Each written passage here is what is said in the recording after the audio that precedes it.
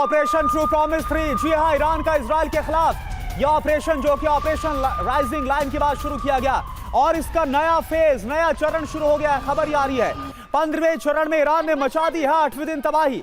Iran ने IDF command centres को भी टारगेट पर लिया है। इजराइल पर एक साथ दागी गई है कई मिसाइलें।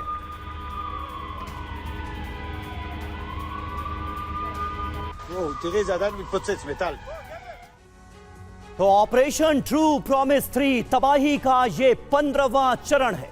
15वें चरण में इजराइल ने ईरान में मचाई तबाही। टेल अवीव में मिसाइल से कई बहुत बड़े हमले अंजाम दिए गए। हाइपरसोनिक मीडियम रेंज मिसाइल से हमले हो रहे हैं। ईरान ने आईडीएफ कमांड सेंटर्स को इन हमलों में बड़े पैमाने पर किया है टारगेट, लेकिन रेजिडेंशियल इलाकों में भी जबरदस्त नुकसान हो रहा है। करुणा। बिल्कुल समीर, और देखिए सबसे ज्यादा हम देख रहे हैं कि तेल अवीव में नुकसान हो रहा है। यहां पर अस्पताल से लेकर जो स्टॉक एक्सचेंज है, इस पर हमला किया गया। हमले में नई तरह की मिसाइलों का इस्तेमाल किया जा रहा है, जिसका जिक्र अभी मनीष झा ने भी किया। इजराइल पर बरसी है ईरानी मिसाइलें। सैजेल मीडियम रेंज बैलिस्टिक मिसाइल, इससे हमला, इसकी रेंज कितनी है? 2500 किलोमीटर की वॉरहेड 1500 किलोग्राम का ये ले जाने में सक्षम है।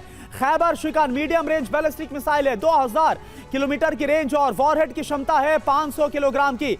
संजय भटनागर सर, मैं एक बात आपसे समझना चाहूंगा कि जब इजराइल की तरफ से ऑपरेशन राइजिंग लाइन को शुरू किया गया, यानी कि जंग की शुरुआत की गई, तो जाहिर सी बात है तब बहुत स्ट्रॉन्ग खुफिया इनपुट इजराइल के पास थे। फिर कहां पर एनालाइज करने में कमी रह गई कि जब ईरान की तरफ से हमले किए गए तो इतना भारी नुकसान अब इजराइल को उठाना पड़ रहा है?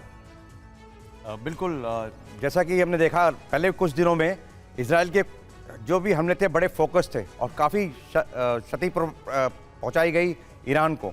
ईरान ने बहुत सारे सेटबैक फेस करे, लेकिन ईरान ने कभी भी ये ज्ञात नहीं होने दिया इजराइल को कि उनके पास कितनी सरफेस टू सरफेस मिसाइल्स हैं, कितनी उसमें से बैलिस्टिक मिसाइल्स हैं और कितने ड्रोन्स हैं और उनके कहाँ लॉन्चर्स हैं और कितने लॉन्चर्स हैं और उनकी रिप्रोडक्शन फैसिलिटी कितनी है, जो आगे उसको ज़्यादा प्रोडक्शन को कैसे एस्केलेट कर सकते हैं, कैसे बढ़ा सकते हैं।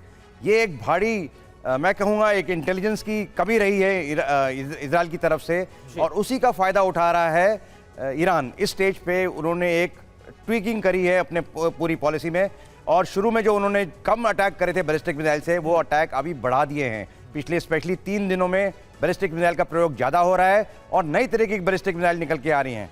ये वैसा ही है जैसे 1967 में जब अटैक हुआ था, इजराइल को बहुत भारी झटका लगा था शुरू में, बिकॉज उनके पास different surface to air missile system थे। यहाँ पे surface to surface missile system Iran ने उनको एक तरह से दहला दिया है।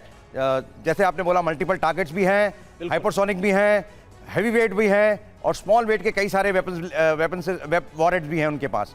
तो वो ही तबाही मचा रहे हैं और भले ही इतने एक्यूरेट ना हो, लेकिन वो वहाँ के सिस्टम को डिस्टर्ब करके रखा हुआ है।